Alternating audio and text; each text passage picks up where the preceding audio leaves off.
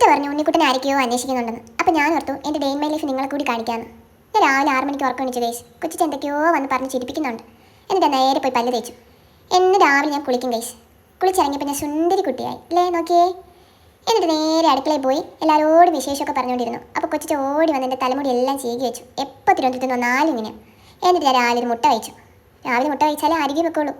എന്നിട്ട് അമ്മമ്മയോടും കുറച്ച് വിശേഷങ്ങളെല്ലാം പറഞ്ഞുകൊണ്ടിരുന്നു. എന്നിട്ട് എക്സസൈസ് ചെയ്യാൻ പോയി ഞാൻ. നോക്കിയേ, ഞാൻ നടന്ന് എക്സസൈസ് ചെയ്യുന്ന കണ്ടോ നിങ്ങൾ?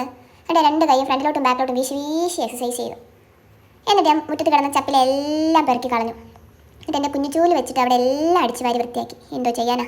എൻ്റെ മുറ്റത്ത് കിടന്ന കല്ലെല്ലാം പെറുക്കി നേരെ വെച്ചു. അപ്പോഴേക്കും ഞാൻ തളർന്നു പോയി. പിന്നെ ഞാൻ പോയി എൻ്റെ ചായ എടുത്ത് കുടിച്ചിട്ട് ബാക്കി അടച്ചു വെച്ചു. അപ്പോൾ എനിക്ക് മനസ്സിലായി അപ്പനും അമ്മയും എന്നെ വിട്ടിട്ട് എവിടെയോ പോകാൻ റെഡിയായി നിൽക്കുവാന്ന്. അവർ പോയ സമയം കൊണ്ട് അച്ഛൻ എന്നെ മാറ്റി. സങ്കടം സഹിക്കാതെ വന്നപ്പോൾ എനിക്കങ്ങ് കരച്ചിൽ വന്നു. അപ്പോൾ ഞാൻ ആ വിഷമത്തിൽ എന്തൊക്കെയോ തിന്നു. എന്നിട്ട് ഞാൻ ചിറ്റയുടെ മടി കയറി ഇരുന്ന് ഇങ്ങനെ കഥ കേട്ടു. എന്നിട്ട് ഞങ്ങൾ അമ്മണിക്ക് വെള്ളം കൊടുക്കാൻ പോയി. കണ്ടില്ലേ എൻ്റെ പാത്രത്തിൽ അമ്മണിക്ക് വെള്ളം ഇരിക്കുന്നത്? അമ്മണി വെള്ളം കുടിച്ച് കഴിഞ്ഞപ്പോൾ അച്ഛമ്മ അവിടെ നിന്ന് ജാതിക്ക മൊത്തം പറക്കുന്ന കണ്ടു. എന്നിട്ട് ഈ അമ്മണിയും കൊണ്ട് ഞാൻ പറമ്പിൽ കെട്ടാൻ പോയി ഗൈസ്. നോക്കിയേ, അപ്പോഴേക്ക് ഞാൻ തളർന്നു. പിന്നെ ഞാൻ ഒരു ഗ്ലാസ് ജ്യൂസ് കുടിച്ചു. പിന്നെ ഒരു ഇച്ചിരി ചെറിയ കഷ്ണം ക്യാരറ്റും തിന്നു. പിന്നെ ഞാൻ തറ മൊത്തവും തൂർത്ത് വൃത്തിയാക്കി.